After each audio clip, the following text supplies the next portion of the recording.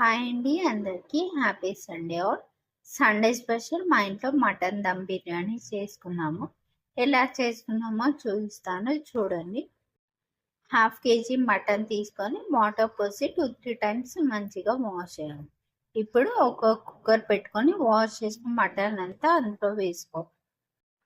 కొంచెం సాల్ట్, పసుపు వేసుకోవాలి. మటన్ మునిగే వరకు వాటర్ పోసుకొని ఒకసారి కలుపుకొని కుక్కర్ క్యాప్ పెట్టుకొని 5 విజిల్స్ వచ్చే వరకు మటన్ని మంచిగా ఉడికించుకోవాలి. 5 విజిల్స్ తర్వాత చూపిస్తున్న మటన్ మొత్తం మంచిగా ఉడికిపోయింది. ఇప్పుడు ఇంకో గిన్నె పెట్టుకొని ఆయిల్ వేసుకోవాలి. ఆయిల్ బాగా వేడాక ఆనియన్స్ వేసుకోవాలి. ఆయిల్లోనే ఆనియన్స్ని మంచిగా ఫ్రై చేసుకోవాలి.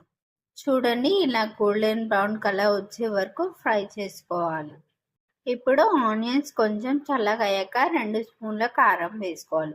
1 స్పూన్ సాల్ట్ వేసుకోవాలి. 1 స్పూన్ గరం మసాలా పౌడర్ వేసుకోవాలి.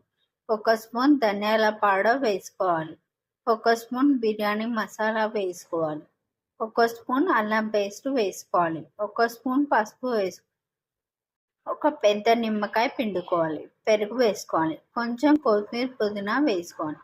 ఈ మసాలాలన్నీ కలిసేలా ఒకసారి కలుపుకోవాలి. ఇప్పుడు ఆల్రెడీ ఉడికించి పెట్టుకున్న మటన్ని వేసుకొని ఒకసారి కలుపుకొని 1 అవర్ మ్యారినేట్ చేసుకోవాలి. ఇప్పుడు 1/2 kg మటన్కి 1/2 kg బాస్మతి రైస్ తీసుకొని కొన్ని వాటర్ పోసుకొని 2-3 సార్లు మంచిగా వాష్ చేసి 30 మినిట్స్ రైస్ని నానబెట్టాలి. ఇప్పుడు ఇంకో గిన్నె పెట్టుకుని రైస్ కంటే ఎక్కువ వాటర్ పోసుకోవాలి. ఇప్పుడు 3 స్పూన్లు సాల్ట్ వేసుకోవాలి. పచ్చిమిర్చి వేసుకోవాలి. కొంచెం కొత్తిమీర, పుదీనా వేసుకోవాలి. ఆయిల్ పోసుకోవాలి. పచ్చి గరం మసాలా వేసుకోవాలి. ఒక పెద్ద నిమ్మకాయ పిండుకోవాలి. అన్నీ వేసాక స్టవ్ మీద పెట్టుకొని వాటర్ని మరిగించుకోవాలి.